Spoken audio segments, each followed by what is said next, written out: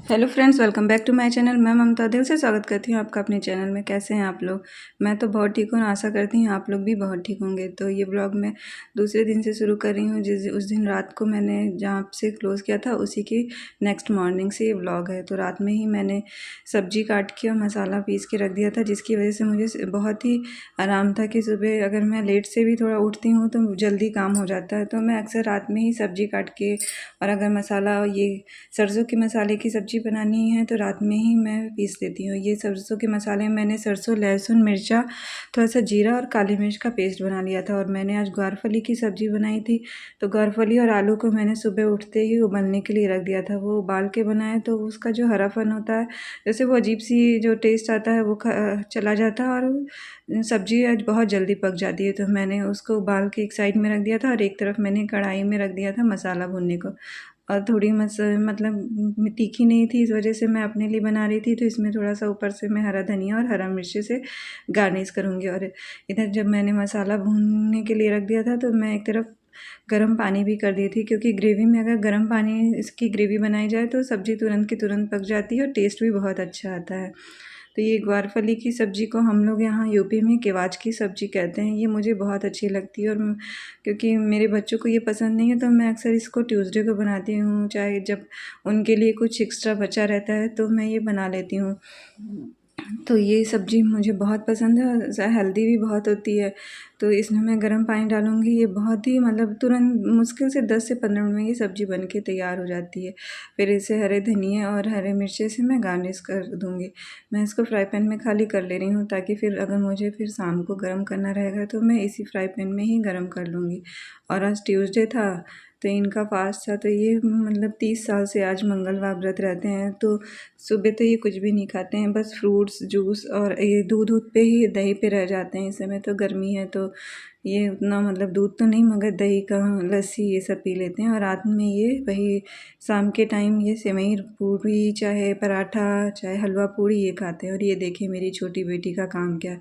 इसको जब भी स्कूल जाना रहता है तो ये ऐसे ही अपना बिस्तर फैला के चली जाती है। इसको कितना भी समझाओ ये कभी अपना बिस्तर सही नहीं करती। और बड़ी बेटी उतनी ही, वो अपना बिस्तर हमेशा साफ़ रखती है। और आजकल मौसम इतना अच्छा हुआ है कि क्या बताएं, पंखा भी चलाने की ज़रूरत नहीं पड़ती है। फ़ैन भी हम लोग बहुत कम चलाते हैं, और पूरी ठंडी है। खिड़की खोल दो तो ठंडी ठंडी हवा आ रही है। मगर एक है कि गर्म जब बारिश हो रही है, कभी कभी रुक रुक के बारिश हो जा रही है, इसलिए कपड़ा हम लोग को घर में ही फैलाना है। वैसे पंखा चला के अगर रैक में डाल दे रहे हैं तो इसमें बहुत जल्दी से सूख भी गया था, इस वजह से छत पे नहीं ले जाना पड़ा था।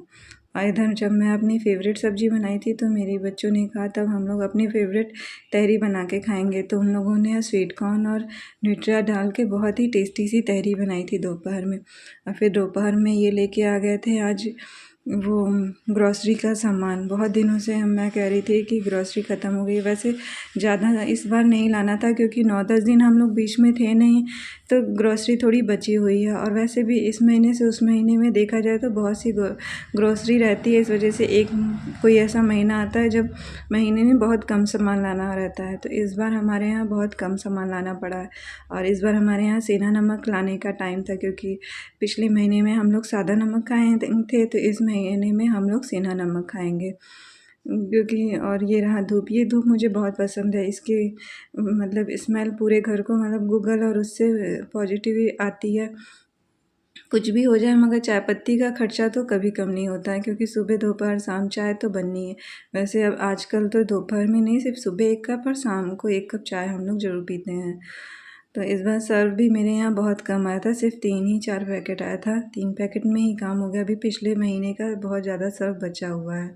और साथ में आई थी मैगी, क्योंकि गर्मी की छुट्टियां स्टार्ट हो गई हैं तो बच्चों को मैगी खाने का जब मन करता है तो वो बना लेते हैं। वैसे मैं उतना मैगी नहीं बनाने देती हूँ, फिर भी अब 1-2 दिन तो हफ्ते में खा ही सकते हैं। साथ में गुड़, कोलगेट, फिर इधर हींग, और ये तो काबुली चना, साथ में काला चना और हरा मूंग, चीनी और मैदा। चीनी मैंने थोड़ा ज़्यादा मंगा ली थी क्योंकि मुझे बनाना था आम का मुरब्बा, जो कि मेरी छोटी बेटी की दोस्तों ने फरमाइश की थी कि जब स्कूल आना अगली बार तो आम का मुरब्बा ज़रूर लेके आना। फिर मौसम इतना अच्छा हो गया था कि मैं छत पे चली गई थी टहलने, और इस आम के पेड़ पे एक कोयल बोल रही थी, जिसकी आवाज़ तो आ रही थी मगर वो देख नहीं रही थी। मैं बहुत चाही कि कैमरे में कैप्चर करूँ मगर वो दिख नहीं रही थी।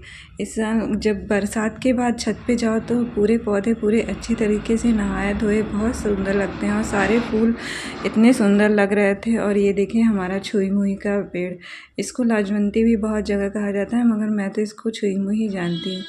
मेरे गुलाब में इस समय बहुत कम फूल आ रहे हैं मगर फिर भी आ जा रहे हैं, और मेरे यहाँ ये जो ऑरेंज और मैरून के गुलाब के फूल हैं वो बहुत सुंदर खिलते हैं।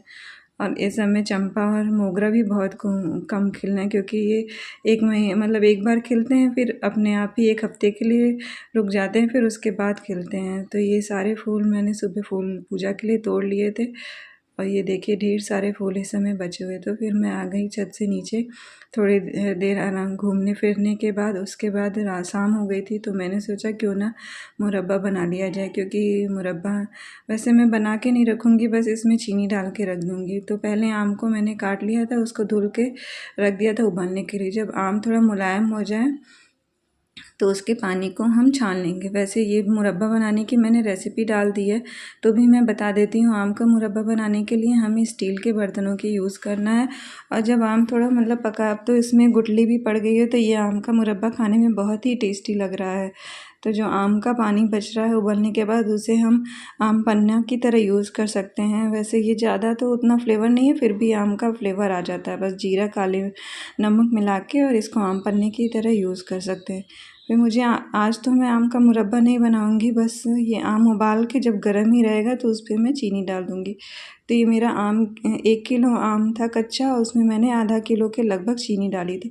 चीनी को मैं ऐसे ही डाल के बस ढक के और पानी में रख दूंगी। वैसे क्योंकि पानी में इसलिए रख रही हूँ क्योंकि कहीं चींटी ना लग जाए, और आज ट्यूसडे था, कुछ खाना तो इतना बनाना नहीं था, तो मैंने सोचा लहसुन भी मेरा ख़त्म हो गया था, तो लहसुन अगर छील के रख दिया जाए तो बहुत आराम रहता है मसा। वैसे तो बहुत लोग इसका पेस्ट बना के भी रखते हैं, मगर मैं ज़्यादा पेस्ट तो नहीं बना के रखती हूँ। जब बहुत इमरजेंसी रहता है तो बना के रखती हूँ, नहीं तो मैं सिर्फ लहसुन छील के स्टोर कर लेती हूँ, जिसे सब्ज़ी में बनाने में आराम, चाहे कुछ भी दाल छोंकनी हो कुछ भी बनाना हो तो तुरंत लेके यूज़ किया जा सकता है। तो आज तो मैंने बताया था कि आज ट्यूसडे है, तो आज मेरे यहाँ बन रहा है सेवई और पूड़ी, क्योंकि मेरे बच्चों को वैसे हलवा पूड़ी खाना था मगर मुझे लगा कि क्यों ना सेवई पूड़ी बनाया जाए, क्योंकि मेरे पास तो सब्ज़ी थी ही, मैं तो सब्ज़ी पूड़ी सेवई खा लूँगी और ये लोग सेवई पूड़ी खा लेंगे। बच्चे तो सब्ज़ी छुएंगे नहीं, वो भी अपने पापा के साथ सेवई पूड़ी ही खाते हैं। तो आज का आटा भी मेरी छोटी बेटी ने ही गूँधा था। इधर जब से छुट्टी हुई है मैं उसी से आटा गुनवा रही हूँ। फिर ये हो गई नेक्स्ट मॉर्निंग। तो आज भी मैं सरसों वाली भिंडी की सब्ज़ी बनाऊँगी, ये भी बहुत ईजी होती है। ये भिंडी सरसों वाली मैं इसलिए बना रही हूँ क्योंकि रात में मैंने आम का मुरब्बा बनाने की तैयारी कर ली थी, तो बच्चे तो वही खाएंगे, तो मैंने अपने हस्बैंड और मेरे लिए भिंडी की सरसों की सब्ज़ी बनाई थी। तो पहले भिंडी को बड़े बड़े पीसेस में काट लेंगे और उन्हें थोड़ा सा तेल डाल के फ्राई कर लेंगे, मतलब 80% तक ये भिंडी कुक हो जाएगी। उसके बाद हम उसे बाहर निकाल लेंगे, और फिर वही जो सरसों का मसाला जो हम जैसे तैयार करते हैं वैसे सिर्फ सरसों, लहसुन, लाल मिर्च और साथ में थोड़ा सा जीरा और काली मिर्च, इसको हम सरसों के तेल में ही बनाएंगे। उसके बाद हम मेथी का तड़का दे के और मसाले को अच्छी तरीके से फ्राई कर लेंगे। भुनने के बाद जब ये तेल छोड़ने लगे फिर वो जो हम भिंडी फ्राई करके रखे थे वो डाल देंगे। इससे ये भिंडी बहुत लटपटी सी हो जाती है। इसके ऊपर आप चाहे तो आमचूर पाउडर डाल दें, नहीं तो टमाटर डाल दें। मैंने टमाटर का यूज़ किया है। टमाटर डाल के अच्छी तरीके से भून लेंगे। ये भी सब्ज़ी बन के तैयार हो गई है। सुबह सुबह अगर आप मल्टीटास्किंग करें तो बहुत जल्दी ही सब्ज़ी बन के तैयार हो जाती है। और वैसे भी मेरे यहाँ तो सुबह बहुत जल्दी होती है, सबके यहाँ सुबह मॉर्निंग बहुत जल्दी होती है। फिर इधर ये देखिए आम भी जो था, मैंने सुबह रात में जो चीनी डाल के रखा था वो कितना पूरी तरह से पिघल गई है और चीनी बिल्कुल चाशनी की तरह हो गई है। फिर हम उसको रख देंगे गैस में चीनी के साथ, ताकि आम की जो वो पक जाए। और इधर मैं थोड़ा सा केसर जो है वो गर्म पानी में डाल के भिगो दूँगी। केसर का कलर देखिए कितना अच्छा आया है। जो हम आम रखेंगे उबलने के लिए चाशनी के साथ, तो उसमें कुछ दाने टुकड़े जो हैं वो दालचीनी के डाल देंगे। इससे फ्लेवर और स्मेल बहुत अच्छी आती है। देखिए चाशनी के साथ जब आम पक जाए उसी समय हम इसमें डालेंगे केसर। केसर से इस जो आम का मुरब्बा है उसमें बहुत ही अच्छा फ्लेवर और कलर आ जाता है, साथ में स्मेल भी बहुत अच्छी आती है। कलर तो इतना अच्छा आता है एकदम केसरिया सा। अब हम इसको एक तार तक पकाएंगे, ज़्यादा मतलब एक तार की चाशनी होने तक पकाएंगे। तो ये देखो अलका और भव्या, ये तुम लोग के लिए मैंने आज बिल्कुल गरम गरम ही सर्व करके दिया था आम का मुरब्बा। तो तुम लोग भी इंजॉय करना और बताना कैसा बना है मेरा आम का मुरब्बा। तो ठीक है, इसी के साथ मैं ब्लॉग बंद करती हूँ। आपको कुछ भी अच्छा लगा हो तो लाइक और